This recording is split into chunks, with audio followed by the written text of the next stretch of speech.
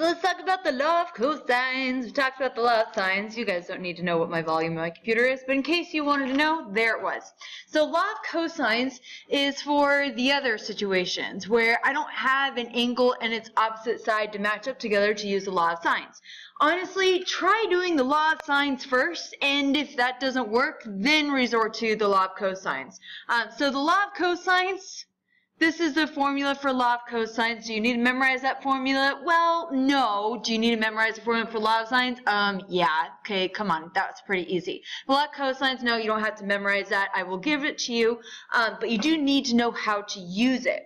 So think about, now it has the letters A, B, and C here. That doesn't mean that, oh, like which angle has to be angle A. Well, whichever one you call angle A and angle B and angle C, this is saying that the side opposite angle A, so that would be this side, squared is equal to the other two sides squared, so this side plus this side squared, minus 2 times those two included sides, included to angle A, times the cosine of that included angle. So it doesn't have to be A, B, and C, right? I could manipulate this to a lot of different things. Like if I had a triangle like this, and I want to know how long is this side over here, and I knew how long this side was, and I knew how long this side was, and I knew how big this angle was, then I can still manipulate the law of cosines even if this is called angle B rather than angle A. It doesn't matter.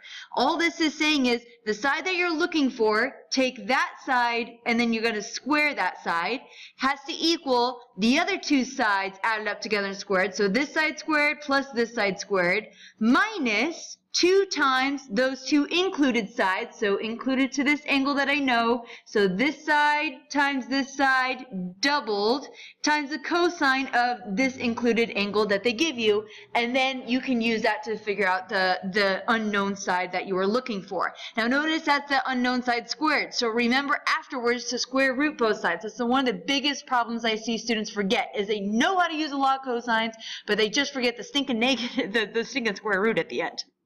So don't round your answers until the very end. After you figure out, like on this one, after I figure out, yay, I know how long that side is, well now just use the law of sines, because now you've got this angle and its opposite side matched up together. So I can set that ratio up and then help me figure out like this side with, or that angle with this side. Okay, so no need to use the law of cosines twice. Like you might as well just then use the law of sines, which is a little bit easier to use. Okay. Keep your answers exact until the end. I'm really going to be a stickler about that. Okay, use the store function in your calculator. But my calculator, I don't know how to store it. Well, then Google it. Look up your model and see, how do I store numbers in my particular calculator? Okay, so what if I want to solve this triangle? Law of sines here is not going to work because the only angle I'm given is this angle and I don't have its opposite side. So thus, I'm kind of stuck here.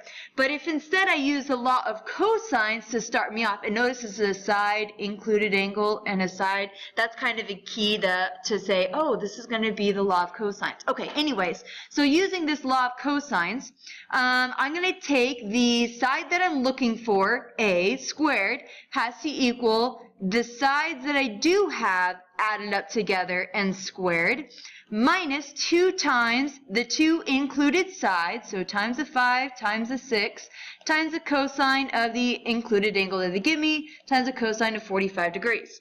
So typing that in my calculator, 5 squared plus 6 squared minus 2 times 5 times 6 times the cosine of 45 degrees. I think my mode is, oh, good thing I checked. My mode was actually in radian mode. Okay, in degree mode, enter. And I get 18.6-ish. Check. Moving on. No, you're not done yet. Okay, so even though I've done all that, that's how big a squared is. Remember, you've got to square root that number. So square root that answer, and 14.3 is that number. Check. Moving on. No, you're not done yet. All you've done is just one side there. It says solve this triangle, meaning tell me how big these other angles are and all the sides are. Okay, so that way you can see my calculator. Oops, here we go. Okay, I'm going to take that number and I'm going to go ahead and store it as alpha A. Okay, So that way later on when I want to use that side, I know that I have it stored, because we are going to need to use that side quite a bit. That's the only, so the side's like approximately, maybe I'll put that approximately sign, approximately 4.3. So now I've got an angle and its opposite side matched up together, but I need to use that stored side. Okay. So maybe I'll put this as A star to help me remember, oh yeah, I stored that number. This number is stored. So now let's use the law of sines. Well, can I use the law of cosines again? Yeah, but why? The law of sines seems to be a lot easier than the law of cosines. So law of sines, let's go ahead and let's figure out how big angle C is. So sine of angle C divided by its opposite side is equal to the sine of 45 degrees divided by its opposite side, which was my stored number, 4.3. Multiply both sides by 6 sine 45 divided by A star, and then I need to arc sine that, arc sine all that fun stuff, and let's pull up the calculator again. So arc sine of 6 sine of 45, close my parenthesis on the 45, divided by stored 4.3 number, close my parentheses, so I want the arc sine of all of that. Enter 79.8, round to nearest tenth, 79.9. 79.9. Angle C is approximately 79.9 degrees. Now it's really easy to figure out how big angle B is. Just subtract from 180 the 79.9 number and the 45 degrees. So angle B equals plus 45, and then take 180 minus that answer, 55.1 degrees. Any questions? Oh, wait a minute, that's not going to work. Okay, next one.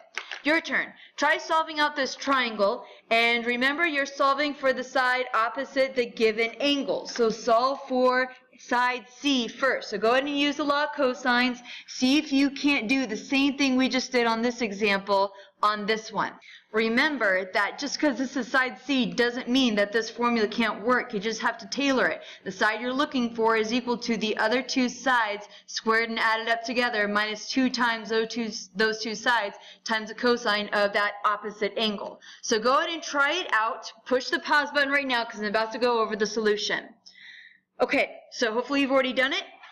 So the setup, if you've done it correctly, the setup should be 6 squared plus 9 squared minus 2 times 6 times 9 times the cosine of 105 degrees equals C squared, and C was 140, well actually C squared was 144.95 something. So then you got square root that number and you get 12.0, approximately 12.0 for side C. And then you store that number in your calc. Then after doing the law of sines, you should end up with angle A is 28.8 degrees and angle B is 46.2 degrees in there. Okay, so use the law of sines to come up with one of those, and then just subtract all the angles from 180 to figure out the remaining one. Okay, so what if you want to solve the angle? What if I don't want to know how big the side is, but instead I want to figure out how big this other angle is? Well, if I manipulate this law of cosines, well, let's try and solve for angle A. So that means I'd have to subtract off B squared and subtract off the C squared. I don't know why I put a plus sign there. So if I do that, I got A squared minus B squared minus C squared equals negative 2BC cosine of angle A. And if I divide both sides by negative 2BC, then what I end up with, I'm running out of space, I'm going to write it down here. The cosine of angle A equals, now there's a negative down here. I'm going to make that a positive and make this the exact opposite signs, negative, positive, positive, to deal with that negative that's on the denominator. And I'm going to write it with the B squared and the C squared first. So B squared plus C squared, and I also have a negative A squared up there, divided by 2BC. So there's the manipulation to come up with the cosine of an angle. Now, whenever you're doing this, you have to, am I putting enough arrows here for you? Find the largest angle first. Largest angle first. Largest angle first. Now the reason why it's a little bit more than what we're able to talk about at this point in this class, but you'll learn more about it when you get into trigonometry and college algebra, that because the sine function, whenever you do the arc sines, you're using the law of sines, the range for the sine function, it only goes from negative pi over 2 to positive pi over 2. So it's only going to give us angles between negative 90 degrees and positive 90 degrees. So if I don't find the largest angle first, then I'm risking that it's not an obtuse angle. That if I don't find the largest angle first, and I just use the law of sines, and there's an obtuse angle, if I use the law of sines on that obtuse angle, it's not going to give me the right number. Okay, so make sure law of cosines, you always find the largest angle first. So let's find the three angles of the triangles with sides at 8, 19, and 4. 8, 19, and 14. So this must be angle A, this must be angle B, this must be angle C. So choose one of the angles. Oh wait, which angle? The largest angle first for the law of cosines. Do I have to do that for the law of sines? No, but for the law of cosines, you have to. So the largest angle, which one has to be the largest angle? I forgot to answer that question. I was so excited about what I was talking about, the largest angle. How do we know which angle is the largest? It's got to be opposite the largest side. So which angle is opposite the largest side? Angle B absolutely has to be the largest angle here. So using this manipulated law of cosines, the cosine of angle B equals, now again think about it, this doesn't say cosine of angle B, well manipulate it. This is saying the cosine of an angle equals the other two sides, its included two sides squared, minus the angle opposite squared, divided by 2 times the two sides that make up that angle. Okay, so cosine of angle B equals the two sides that make up that angle squared, so 8 squared plus 14 squared, minus the side that's opposite the angle, minus 19 squared, divided by 2 times the two sides that make up that included angle. So 2 times the 8 and the 14. Biggest problem I see here is forgetting this is the cosine of angle B. This does not tell me angle B. So if I calculate this out, so you definitely want your calculator on this. There's a lot of parentheses, a lot of easy places to make mistakes. Parentheses, 8 squared plus 14 squared minus 19 squared. That's the numerator. Close my parentheses. Divided by parentheses, denominator. Yes, you have to have parentheses for this denominator. 2 times 18 times 14. That's the end of my denominator. Enter. Now that's the cosine of the angle. So how do I undo the cosine? I got to take the arc cosine of that answer, and that angle is 116.8 degrees. So angle B, 116.8 degrees. Now I can use the law of sines to figure out these other angles. Okay, so now I've checked, I've gotten the biggest angle. So just choose the other one. So like angle A, sine of angle A divided by its opposite side has to equal the sine of angle B divided by its opposite side. While I'm thinking about it, I should really store that angle B that's in my calculator right now. So store as B, check. So then if I multiply both sides by A here, or by 8, not A, I'll have sine of A equals 8 times the sine of that stored angle B over 19, and then I take the arc sine of that.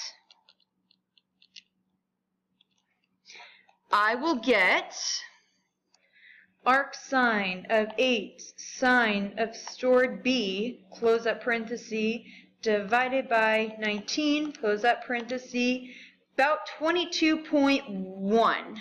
So 22.1, and when I add that to angle B and I subtract that from 180, then the last angle is 41.1 degrees for angle C.